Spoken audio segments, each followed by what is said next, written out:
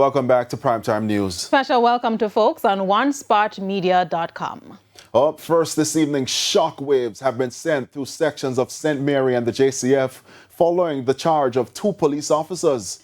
The 2 police constables have been slapped with multiple illegal firearm offenses, while one has been charged with the murder of a respected St. Mary businessman. As Dwayne Anderson now reports, the probe started as a firearm offense but escalated into a murder probe.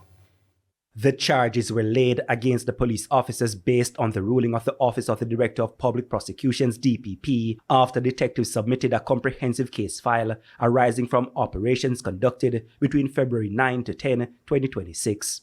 Charged are Constables Quinn Blake, 21, and Daz Haynes, 25, both assigned to the Public Safety and Traffic Enforcement Branch (PSTEB), along with Tyrone Acosta, 19-year-old, of Greater Portmore St. Catherine. Reports are that on February 9, during an operation along Port Henderson Road in Portmore, officers intercepted a motor vehicle. A search reportedly led to the seizure of an M16 rifle, a Taurus 9mm pistol, ammunition, and a sum of cash. But during the course of the probe, investigators determined that the firearms and individuals were linked to the murder of 59-year-old businessman Garfield Singh. Mr. Singh was shot at his home in Boscobel on February 9. Constable Blake has been slapped with 9 charges, including murder, possession of a prohibited weapon, and stockpiling ammunition. Constable Haynes has been charged with misprision of felony. Police detectives say additional charges are being considered.